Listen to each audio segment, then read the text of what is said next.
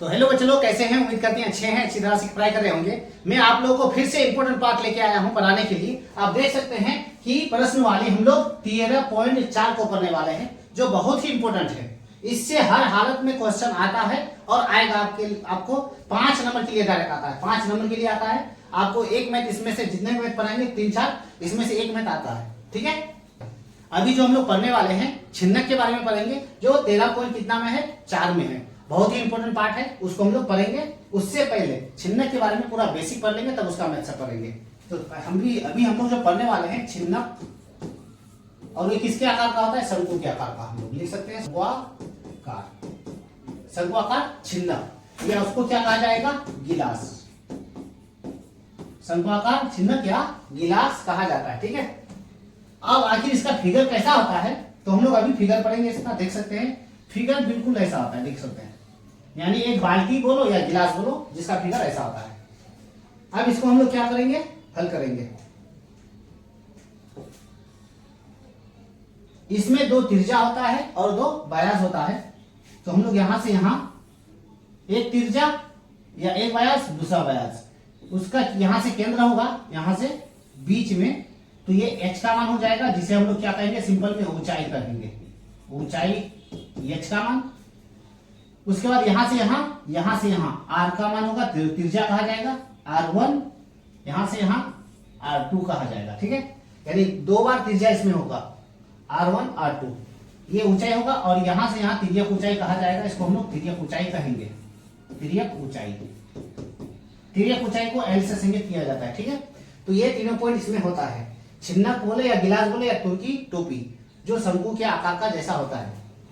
r1 का मान, r2 का मान, h का मान, और ये तिर्यक ऊंचाई का मान, ठीक है। ये चारों पॉइंट याद रखेगा। तो हम क्या समझ में आया हम लोगों को कि शंकु आकार छिन्नक के आकार का होता है ये। अब इसका हम लोग फॉर्मूला पढ़ेंगे, ठीक। यहां लिखेंगे सूत्र नंबर 1, छिन्नक या गिलास, छिन्नक या गिलास की धारिता पूछे या ब्रैकेट में आयतन पूछे आपको, एक ही बात होता है। क्या होता है? तो 1/3 होता है, पाई h होता है। उसके बाद ब्रैकेट r1 पर स्क्वायर प्लस r2 पर स्क्वायर होता है, प्लस r1 का मान गुना r2 का मान होता है। तो ये आपका हो जाएगा छिन्नक या गिलास।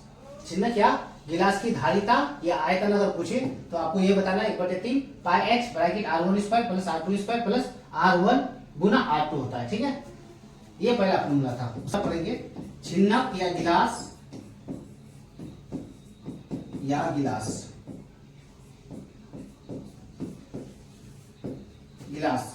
का वक्र पृष्ठीय क्षेत्रफल, छिन्नक या गिलास का वक्र पृष्ठीय क्षेत्रफल अगर पूछे तो आपको बताना है पाई l bracket r1 plus r2, ये होता है, ठीक है। तो हम लोग ये दोनों फार्मूला से मैथ पढ़ेंगे। और भी एक फार्मूला है जो इन दोनों फार्मूला से हम लोग का मैथ बन जाएगा, जो खास है। इन दोनों से हर हालत में क्वेश्चन आता है, इसको नोट कर लीजिए आप। उसके बाद हम लोग क्या पढ़ेंगे? इसका क्वेश्चन पढ़ने वाले हैं। उतार लीजिए इसको। उसके बाद नेक्स्ट क्वेश्चन हम लोग अब किताब से क्वेश्चन पढ़ने वाले हैं। इसका यहां से क्रॉप कर लेते पहले।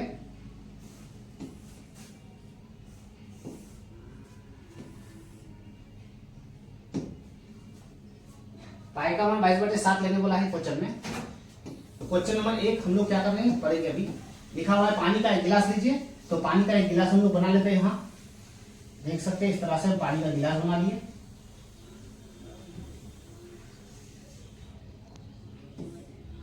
उसके बाद क्वेश्चन में बोला है पानी का गिलास जिसकी ऊंचाई कितना है? 14। तो यहां से यहां ऊंचाई होगा हम लोग का कितना बताया है? 14। जो ऊंचाई बराबर कितना लिखेंगे? 14 सेंटीमीटर। जो एक शंकु के छिन्नक के आकार का है, जो शंकु के छिन्नक के आकार का, वो भी बनाती है। दोनों वृत्ताकार, ये जो वृत्त के आकार का है, दोनों वृत्ताकार व्यास 4 सेंटीमीटर और 2 सेंटीमीटर है। तो 4 है तो बड़ा वाला होगा, यानी d का मान कितना होता है? 4। तो त्रिज्या का मान कितना हो जाएगा? यानी r1 का मान कितना हो जाएगा? 2 हो जाएगा, ठीक है। 4 यहां से यहां है तो उसका आधा कितना हो जाएगा? 2। तो त्रिज्या का मान कितना हो जाएगा? 2। उसका आधा r1। उसी तरह दिया हुआ कितना? 2 दूसरा व्यास हम लोग का दिया हुआ है D1 D2 बराबर कितना है 2।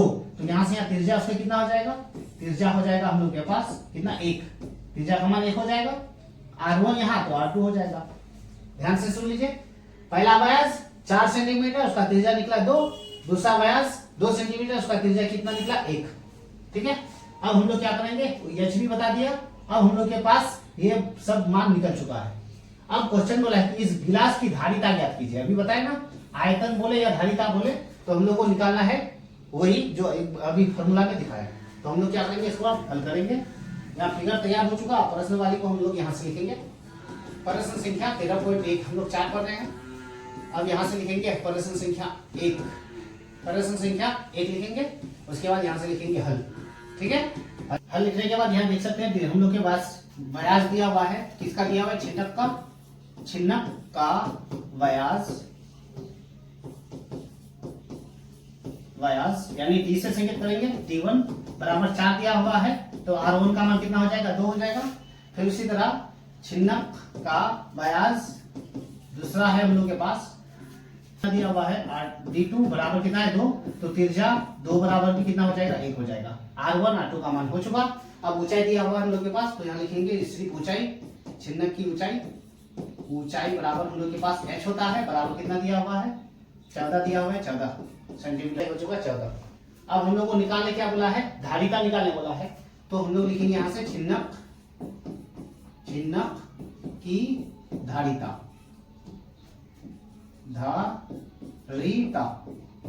बराबर क्या होता है 1/3 पाई h bracket R1 square plus R2 पर स्क्वायर R1 इंटू R2।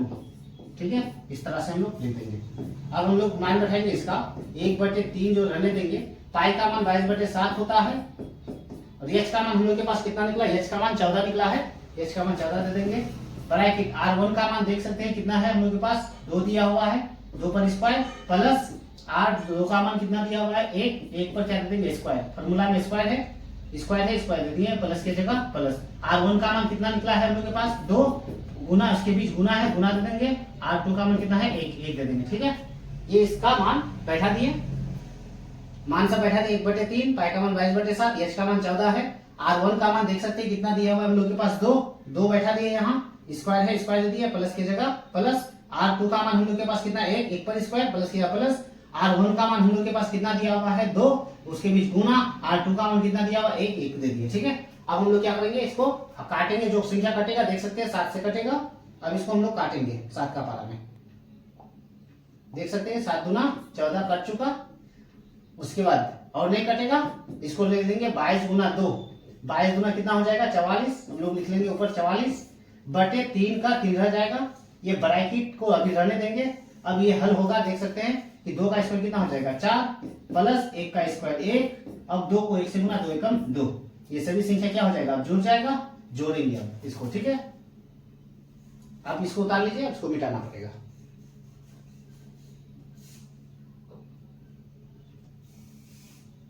तो हम लोग क्या करेंगे,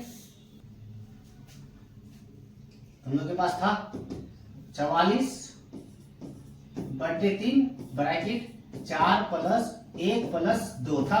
ठीक है, ये सब संख्या था 44/3 लिखेंगे, ब्रैकेट हटेंगे गुना, ये सभी संख्या जोड़ है, 5 और 2 7 हो जाएगा।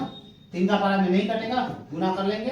44 को 7 से गुना होगा, तो साइड में हम लोग 44 को 7 से गुना कर लेंगे। 7 चौके 28, 7 चौके 28 और 2 कितना हो जाएगा 30, यानी 308 बटे कितना हो जाएगा 3। इसको हम लोग भागा देंगे, अगर काटे साइड में तो हम लोग भागा देकर के आंसर इसका निकाल सकते हैं। देख सकते हैं यहाँ हम उसको भाग देके दिखा देते हैं।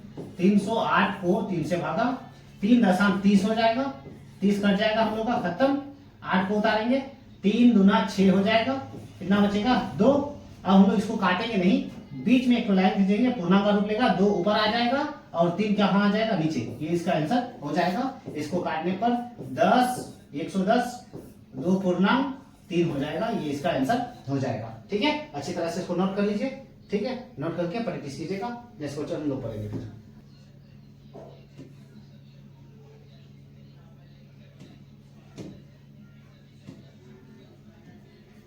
अब लिखा हुआ है प्रश्न संख्या कितना 2 में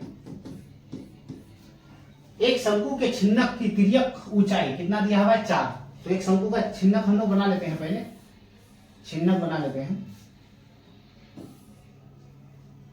अब क्वेश्चन में बोला है तिर्यक ऊंचाई। तिर्यक ऊंचाई किसको कहते हैं? इसको कहते हैं। यह का मान कितना दिया हुआ है 4 सेंटीमीटर तथा इसके वृत्तीय सिरों का परिमाप या परिधि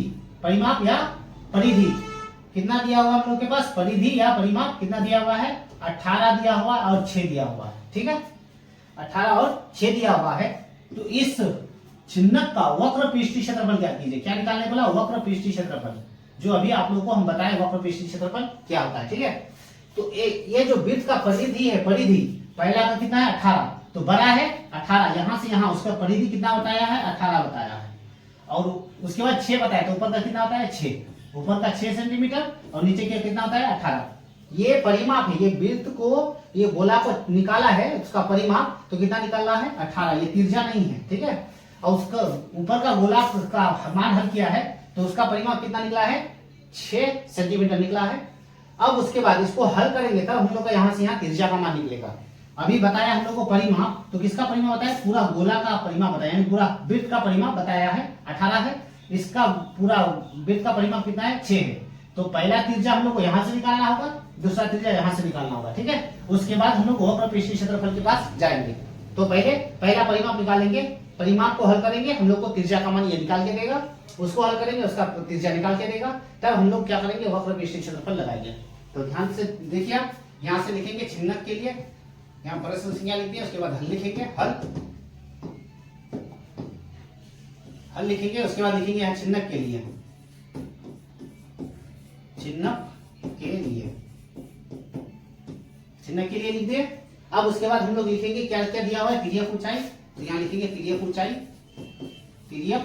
ऊंचाई किससे संकेत? L से संकेत, L लिखेंगे यहाँ बराबर हम लोग के पास कितना है 4 सेंटीमीटर।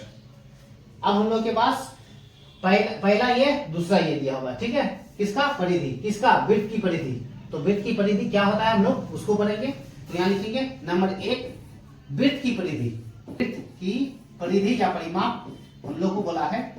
परिमाप कितना दिया है? पहला 18 सेंटीमीटर। ध्यान रखिए, पहला परिमाप को हल करेंगे, ये परिमाप डायरेक्ट बता दिए, यहाँ से यहाँ उसका वृत्त को हल करके 18 है, दूसरा को हल करके कितना है 6 है। तो परिमाप दे दिया है, उसका तिरछा निकालेंगे हम लोग, तिरछा निकालने जा रहे हैं। तो देख सकते हैं कि वृत्त की परिमाप क्या होता है, कितना दिया हुआ है पहला 18, तो नंबर 1 लिखिए वृत्त की परिमाप 18 है। तो वृत्त का परिमाप होता क्या है? तो आपको याद रखना है 2 पाई r होता है, जो हम लोग पढ़ चुके हैं पहले से। उसके बाद लिखेंगे यहाँ 18। अब 2 का पारा में काटते तो 2 नाम 18 कट जाएगा। अब पाई का मान तो कटेगा नहीं, तो क्या करेंगे यहाँ हम लोग देख सकते हैं r का मान रखेंगे, r बराबर तो कितना है 9, पाई को छोड़ देंगे तो पाई कहाँ गिर जाएगा? नीचे। तो तिरछा का मान 9 कितना हो जाएगा? पाई। तो यहाँ से यहाँ तिरछा का मान हम लोग का कितना निकल गया 6। फिर दूसरा पॉइंट में है, दूसरा परिमाप कितना है हम लोग के पास 6, उसका तिरछा निकालेंगे।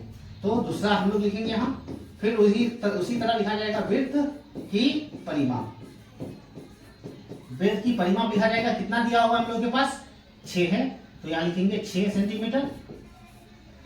वृत्त का परिमाप होता क्या है? वृत्त का परिमाप 2 पाई r बराबर कितना है 6। 2 का पारा में काटे 2 तिया 6 हो गया, तो हम लोग सिर्फ r का मान लिखेंगे, r बराबर कितना है 3। पाई को छोड़ेंगे तो कहाँ आएगा? नीचे आ जाएगा। तो देख सकते हैं कि ये r1 का मान और ये r2 का मान, r2 का मान हम लोग का कितना निकला? देख सकते हैं कि 3 बटे कितना निकला? 3 बटे पाई निकला। r1 और r2 निकल चुका, तिरछा निकाल दिए हम लोग परिमाप से। अब हम लोग हल करने जाएंगे क्वेश्चन में, छिन्नक का वक्र पृष्ठीय क्षेत्रफल ज्ञात कीजिए। ठीक है, इसको नोट कर लीजिए, इसको हम लोग छिन्नक का वक्र क्षेत्रफल निकालेंगे। अब यहां से लिखेंगे पुनः नीचे से, फिर अब उसके बाद जाएंगे यहाँ छिन्नक का वक्र पृष्ठीय क्षेत्रफल, वक्र पृष्ठीय क्षेत्रफल। ठीक है, तो छिन्नक का वक्र पृष्ठीय क्षेत्रफल हम लोग का क्या होता है? अभी पढ़ाए आपको, पाई l bracket r1 plus r2 होता है। जस्ट अभी पढ़े हम लोग। पाई का मान हम लोग रहने देंगे, देख सकते हैं पाई में है हम लोग का तिरछा, तो पाई का मान रहने दिए, गुना l का मान कितना है हम लोग के पास 4 है, देख सकते हैं तिर्यक ऊंचाई 4। उसके बाद r1 का मान हम लोग के पास 9 बटे कितना निकला? पाई।